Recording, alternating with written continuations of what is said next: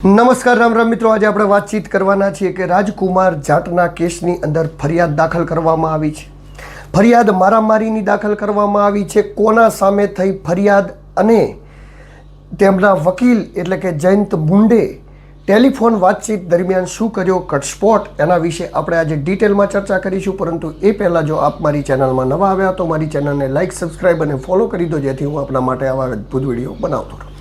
તો મિત્રો, વાતચીત કરવી છે કે રાજકુમાર જાટના કેસની અંદર ખૂબ જ અસમંજસની સ્થિતિ ખૂબ જ સમયથી ચાલતી હતી. પરંતુ જ્યારથી કાલે એફએસએલનો રિપોર્ટ આવ્યો અને એફએસએલના રિપોર્ટની અંદર એ પુરવાર થયું કે રાજકુમાર જાટને કોઈક સંગીન જગ્યાએ લઈ જઈને મારવામાં આવ્યો છે અને ત્યારબાદ એની ફરિયાદ દાખલ કરવામાં આવી છે. એટલે કે કાલે એની ફરિયાદ દાખલ કરવામાં આવી છે. શું છે સમગ્ર ઘટના, કઈ રીતે દાખલ કરવામાં આવી, કોના કોના ઉપર થઈ ફરિયાદ, શું હતો એફએસએલ રિપોર્ટ, એ એમના વકીલ જયંત મુંડ જે ખૂબ જ લાંબા સમયથી આ લડતને ચલાવે છે, આ લડતને લડે છે, એવો રાજસ્થાનના છે, એડવોકેટ છે અને એ આ લડતથી ખૂબ સમયથી જોડાયેલા છે. આજે આપણે એમના જોડે ટેલિફોનિક વાતચીત દરમિયાન એ વાતચીત અને જાણવાના છીએ કે કેવી રીતે હવે આગળની પ્રોસેસ થશે અને આગળ આ કેસના મામલામાં એવો કેવી રીતે લડાઈ લડવા માગે છે અને શું કરવા માગે છે, બધું જ જાણીશું.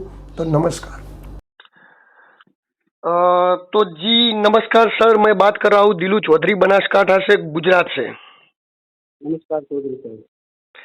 सर, अब राजकुमार जाट की जो अकस्मात नहीं जो हत्या हुई, ऐसा एफएसएल रिपोर्ट आया है, उसके बारे में आपसे बात करनी थी. जी जी। दोस्तों हमारे साथ जुड़ चुके हैं राजकुमार जाट के वकील है जयंत मुंड, जो राजस्थान से और बेबाक तरीके से बोलते हैं, और उनसे हम बात करेंगे. आज वीडियो कॉल से तो बात नहीं हो पाएगी, पर उनसे हम बात करेंगे टेलीफोन माध्यम से, और जो एफएसएल रिपोर्ट आई है और उसमें क्या सच्चाई है सामने आई वो जानेंगे उनसे. तो सर नमस्कार, आपका स्वागत है मेरी चैनल में. नमस्कार सर, आपके चैनल के सभी दर्शकों को भी, सुनने वालों को सबको नमस्कार.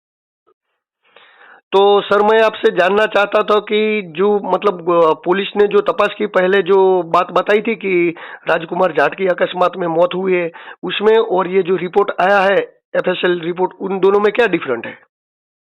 हाँ, तो दिलू भाई, आपको इसमें पूरा प्रकरण मैं बताऊंगा कि ये प्रकरण है 2 मार्च 2025 की रात 10:30 बजे का.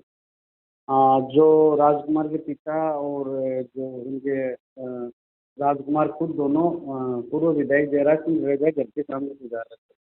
तो वहाँ पे उनका बेटा गणेश जडेजा और उनकी सिक्योरिटी इनको घर पे बुलाती है. घर पे बुला के इनके साथ में मारपीट करती है. मारते राजकुमार ये घर से गायब हो जाता है. फिर सुबह नजदीकी थाने में इनके पिता जब ये घटना बताने के लिए एफआईआर दर्ज कराने जाता है तो उसकी एफआईआर काट दी जाती है, ना उसकी दरखास्त ली जाती है. 5 मार्च को जो मीडियम मामला उठता है एसपी ऑफिस में जाता है तो सब सिर्फ उनकी रिपोर्ट दर्ज होती है. 9 तारीख को जब ये रतनलाल जी एवीएस कोर्ट के लिए गुजरात उच्च न्यायालय जाते हैं तो पीछे से रात को 9:30 बजे परिवार को उठाकर राजकुमार की डेड बॉडी पहुंचती है.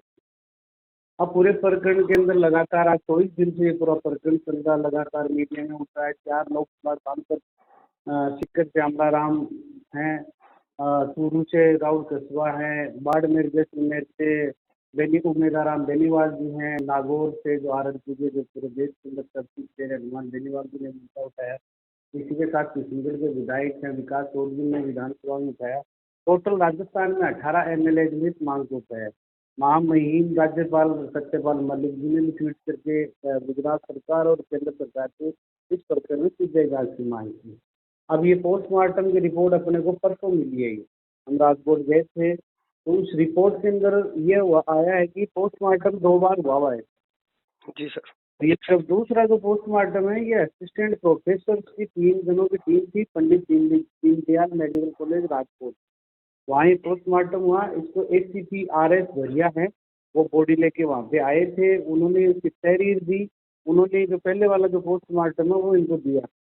और ये 10 मार्च 2025 को सुबह 9:45 पे बॉडी रिसीव हुई है. 11 बजे तक ये पोस्टमार्टम चल रहा है.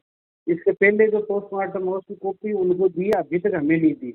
बार बार हम लोग मांग रहे हैं फर्स्ट पंचनामा, फर्स्ट पोस्टमार्टम, लेकिन अभी तक नहीं दे रहे. वो कह रहे हैं या तो डीसीपी का आदेश लेके आओ या तो सरकारी वकील है, उसके बगैर हम दे नहीं सकते. अब आप बात करते हैं पोस्टमार्टम की, तो पोस्टमार्टम में जो 12 नंबर पॉइंट है राइगोर नोटिस और 13 नंबर पॉइंट है बॉडी कंपोजिशन.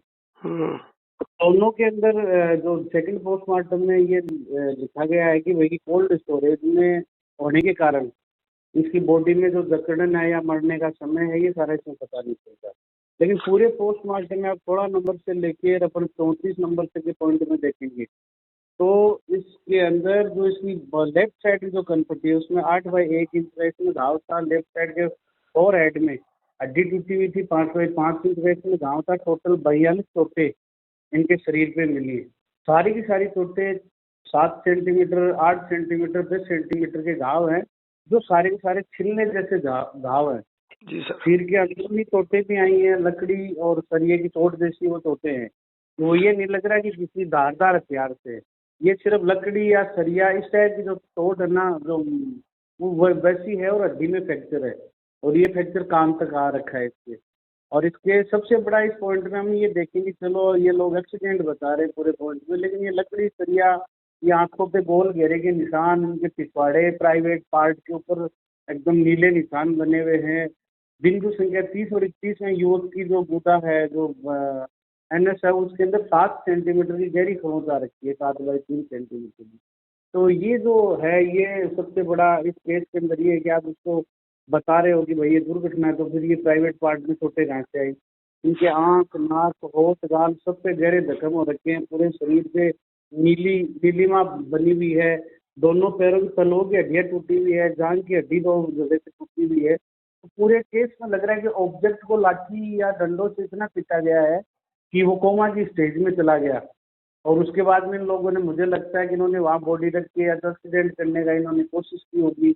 और पूरे शरीर के ऊपर जो दिख रहा है कि पूरा शारीरिक शोषण और प्रताड़ना इस पूरे केस में होगी। नहीं नहीं, तो मैं सर यही कह रहा हूँ कि अब जब एफएसएल रिपोर्ट ये कहता है कि उनको इतनी तरह तरह की चोटें लगी थी, जिसमें लकड़ियां है और जो गहरे गहरे घाव लगे थे, गुदा के पाव में, पाग में भी लगा है, ये सारी चीजें अगर एफएलएस रिपोर्ट कह रहा है तो पुलिस जांच में ये क्यों सामने नहीं आए? पुलिस ने तो इसे एक्सीडेंट बताते हुए इसको मतलब केस को क्लोज कर दिया कि इनका अकस्मात हुआ। तो पुलिस तपास में या पुलिस रिपोर्ट में ये क्यों सामने नहीं आया कि राजकुमार जाट को तो इतनी ईजा हुई, उनको मारामारी हुए, उनको उनको ले गया गया, मारा गया, ये क्यों नहीं आया? मैं ये पूछना चाहता। सर, पहले भी एसीपी ने जब ये मामला बढ़ गया था ना, तो उसने एक्सेप्ट किया था मीडिया की कॉन्फ्रेंस में, किसकी शरीर पे 42 चोटें हैं। ये देखो, मैं पॉइंट वाइज बात करूँ तो और इसके साथ ही एसपी का ऑडियो कॉल है एक, जो उनके पिता के साथ में बात की थी। उसमें कह रहा है कि आपका बेटा जिंदा है। जब ये बेटा तो 4 पे मर गया था, तो उसने 6 तारीख को ये क्यों बोला कि आपका बेटा जिंदा है और हम लोग इनको ट्रेस कर लिया है, बच्चा गलत संगत में है, विधायक जी का नाम मतलब, ये सारी चीजें ऑडियो कॉल में आई है। इस पूरे प्रकरण में पुलिस ने ये सोचा कि ये मामला कैसे भी करके 10 दिन तक दबा रह जाएगा, तो इसके अंदर हम किसी एनजीओ के मार्फत इसका दाह संस्कार कर देंगे, ना इसके सबूत बचेंगे, ना तो इसका डीएनए बचेगा। ये पूरी की पूरी पुलिस इसमें मिली हुई है। खाकी और खादी का पूरा ये गंदा खेल है। और जब कल मीडिया के अंदर ये सारी चीजें उठ गई, एक वीडियो उठ गया जिसमें गाड़ी इसके घर के बाहर डिपर मार रही है, उस बच्चे को लेके जा रही है, एक वीडियो इनका, एक ऑडियो जो ये आ ही गया। इसके साथ में कल जब सारी मीडिया ने ये मामला उठाया, जब बाहर उठ रहा है ये मामला, तब पुलिस ने कल देर रात्रि को एक एफआईआर दर्ज करती है, एक छोटी सी। पहले पुलिस कहती है दुर्घटना हुई थी, उसमें ड्राइवर पकड़ लेती है। अब कल दोबारा एक एफआईआर दर्ज करती है अज्ञात लोगों के खिलाफ, कि बोले अज्ञात लोगों ने इसके साथ में मारपीट की होगी, ये वो। तो पूरी पूरी पुलिस तो अभी कंफ्यूजन है कि करूं क्या, फंसी पड़ी है पुलिस तो। और पूरे के पूरे एसपी, एसीपी, एसओजी और पीआई सारे के सारे इस केस में जेल में जाएंगे। हाँ, तो सर मैं ये जानना चाहता हूँ, कल कल कल दर्ज की है फरियाद पुलिस ने? हाँ, कल किया है एक फरियाद, खुद ही किया है पुलिस ने कि ऐसे तो। हाँ, तो कि ये पुलिस अभी ये मान रही है कि राजकुमार जाट के साथ मारपीट हुई थी? पुलिस अभी मान रही है, कल रात को उसने किया। लेकिन वहाँ पूरे प्रकरण में मैं आपको एक बात बताऊँ, एक पुरानी बातों पे जाएंगे। यहाँ इस इलाके में 3 जो केस है वो जो मेरे सामने आए हैं। एक तो राजू भाई सोलंकी है, जो दलित थे, दलित के साथ उन्होंने मारपीट की थी, उसके अपहरण किया था, उसके इसी प्रकार उसके शरीर पर नीलिमा पड़ी थी, जिस केस में गणेश गोंडल जेल में गया। इनके मारने का पैटर्न सेम है। विपिन सिंह पुल दिया था म्युनिसिपल कॉन्ट्रैक्टर, उसके केस के अंदर भी सेम इसी तरीके की मारपीट की, सेम इसी तरीके से उसको पीटा गया। बाद में वो हाईकोर्ट में चला गया। तो उस केस में इसी पीआई देसाई ने उसमें एफआईआर दर्ज की थी। सेम ऐसा ही केस आशीष कुंजड़िया के साथ में जो मारपीट हुई, हाथ पैर तोड़े, उसमें पहले पुलिस ने कोई मामला नहीं दर्ज किया, मीडियाबाजी, वो हाई कोर्ट में गए तो फिर उस केस के अंदर मुकदमा दर्ज हुआ था। तो अब इनको पता है कि ये लोग हाई कोर्ट जाएंगे, हाई कोर्ट में सारी फाइलें रेडी हो रही है, इसलिए पुलिस ने आनंद फानंद में केस दर्ज किया है। तो ये तो इनका आर्टिसन पैटर्न है इस टाइप का। हाँ, तो मारपीट का। जो आपका कहना है कि पुलिस जानबूझ के जानती है फिर भी अनजान बनती है, और पुलिस जानती थी कि राजकुमार जाट के साथ मारामारी हुए फिर भी पुलिस ने मामला दर्ज नहीं किया, हकीकतों को छुपाया, ऐसा लगता है? बिल्कुल, पुलिस ने 500% पूरे मामला जानती थी, सारे एविडेंस फिट करने में पुलिस का सहयोग है। मैं कह रहा हूँ पुलिस यदि ईमानदारी से काम करे तो किसी अपराधी की औकात नहीं है कि किसी महिला की तरफ कोई नजर मारे, किसी अपराधी की औकात नहीं है कि वो सड़क के ऊपर खुली सांस ले ले। पूरा का पूरा राजकोट जिले के अंदर सारे एक ही जाति के, क्षत्रिय जाति के लोगों को इन्होंने बिठा रखा है, अपने सहजे लोगों को बिठा रखा है। सारे जयराज सिंह जडेजा के अनलीगल कामों के अंदर सारे सहयोगी हैं, चाहे अवैध वसूली का खेल हो, चाहे टेंडर्स का खेल हो, चाहे शराब तस्करी का खेल हो, चाहे नशे का व्यापार हो, चाहे हथियारों की तस्करी हो, चाहे जमीनों पे कब्जे के मामले हो। और इन्होंने एक जो मुसलमानों के लड़के, इस पूरे केस के अंदर जो मुसलमानों के एक गैंग है उसके पीछे इन्होंने हाथ पैर रखा है। और उस दिन जो एक्सीडेंट हुआ था उसमें भी उनके लड़कों की संदिग्ध है। ये जहाँ इस देश के अंदर भाजपा वाले ये दावा करते हैं हिंदू चाहिए, हिंदू राष्ट्र बना देंगे, लेकिन इस केस के अंदर क्या राजकुमार जाट हिंदू नहीं था क्या? उस केस के अंदर मुसलमानों की उस गैंग का भी हाथ है। सारे गैंग गणेश गोंडल और उनके पिता के इशारों पे वो चल रही है। तो और आपका ये एक केस, ये 20 केस है सर इस इलाके में। जी सर। जी सर आपका आपका आक्षेप है कि ये राजकुमार जाट की मतलब जो जो अकस्मात में जो हत्या हुई है उस मामले में उसके कनेक्शन जयराज सिंह जाडेजा और गणेश गोंडल तक जाते हैं, ऐसा आप कहना चाहते हो आप? सारे कनेक्ट नहीं है। पहले ये केस तो जो 2 मार्च 2025 को रात को 10:30 बजे कनेक्ट रुक जाता है इनका। तो भाई इनके घर के सामने से जा रहे हैं, लड़का बाइक घुमा रहा है इनके घर में, सिक्योरिटी के साथ में अंदर घुस रहा है और 4-5 घंटे बाद वो लड़का गायब हो जाता है। तो कनेक्शन किसका मानेंगे इसके अंदर? यदि मैं प्रधानमंत्री कार्यालय के अंदर जाऊं और उसके बाहर आते ही मैं गायब हो जाऊं तो कनेक्शन किसका मानेंगे? कौन गायब हुआ? सही है। जी तो सर मतलब जो हुई सारी घटनाक्रम वो तो सबने देखा, लेकिन अब आगे आगे क्या हो सकता है, और इसको लेकर राजस्थान में कैसी गर्मा गर्मी हो, राजस्थान में इसको लेकर राजकारण क्या गर्मा सकता है और क्या हो सकता है राजकीय हलचल? देखिए सर, हम तो आवाज़ उठा रहे हैं लगातार सोशल मीडिया के माध्यम से, लगातार बात के अजान हथेली पे रख के इन बाहुबलियों के खिलाफ हम तो लड़ाई लड़ रहे हैं सर। अब राजस्थान का ये तो भारत का बेटा है। मैं तो ये मानता हूँ कि भारत अलग अलग भाषाओं वाला देश है, विविधताओं में एकता वाला देश है। और उस देश के अंदर यदि इसको राजस्थान गुजरात ले, सबसे पहले तो गुजरात के नेताओं को, गुजरात की पार्टी के जो भाजपा के पार्टी वर्कर्स को या भाजपा के एमएलए को इस प्रकरण में बोलना चाहिए। भाई कि एक विधायक इस प्रकार किसी पाव भाजी में गरीब के बच्चे को आप मार रहे हो और उसके अंदर पुलिस पूरा ये गुंडाराज कर रही है, तो ये तो सबसे बड़ा मुद्दा तो गुजरात के लिए है। गुजरात के लोगों को इसमें सबसे आगे आना। हम लोग तो सर इसमें लग रहे हैं, जल्दी राजस्थान में बड़ा आंदोलन की एक रूपरेखा होगी और सरकार को देखने का साफ करेगी।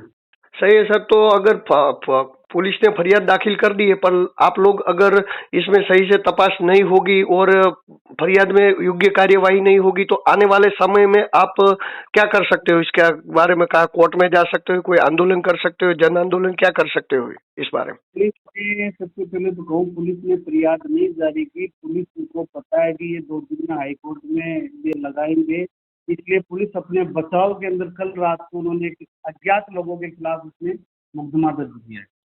बार बार जो अज्ञात लोगों के खिलाफ फरियाद दाखिल की है।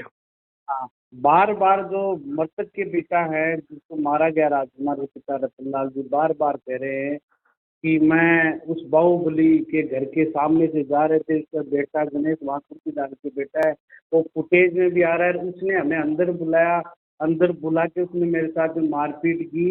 तो ये नामजद एफआईआर थी, हमें नामजद एफआईआर अभी तक नहीं दर्ज की। दूसरा, जब तक इस मामले की सीबीआई जांच नहीं होगी नहीं तब तक ही हम लोग लड़ते रहेंगे, चाहे हमें इसमें 5 साल लग जाए, चाहे 10 साल लग जाए। और हम हाई कोर्ट में अभी करेंगे। हाई कोर्ट में यदि नहीं किया तो सुप्रीम कोर्ट में इस मामले के लिए जाएंगे। सुप्रीम कोर्ट में नहीं हुआ तो राष्ट्रपति जी के पास में जाएंगे। ठीक है सर, आगे कोई डिटेल होगी तो मैं आपसे जानकारी लेता रहूंगा। पर दोस्तों आप देते हो तो अभी साफ हो चुका है कि जो राजकुमार जाट की अकस्मात पुलिस बता रही थी वो अकस्मात नहीं, हत्या हुई, ऐसा एफएसएल रिपोर्ट में साबित हो चुका है। और ये हमारे साथ जुड़े थे जयंत भाई मुड जो उनके वकील है और बहुत ही अग्रणी आगेवान है राजस्थान। जी सर, थैंक यू, आपका बहुत बहुत आभार मेरे से जुड़ने के लिए। मैं दिलू चौधरी आपका तहे दिल से आभार व्यक्त करता हूँ। जी थैंक यू सर।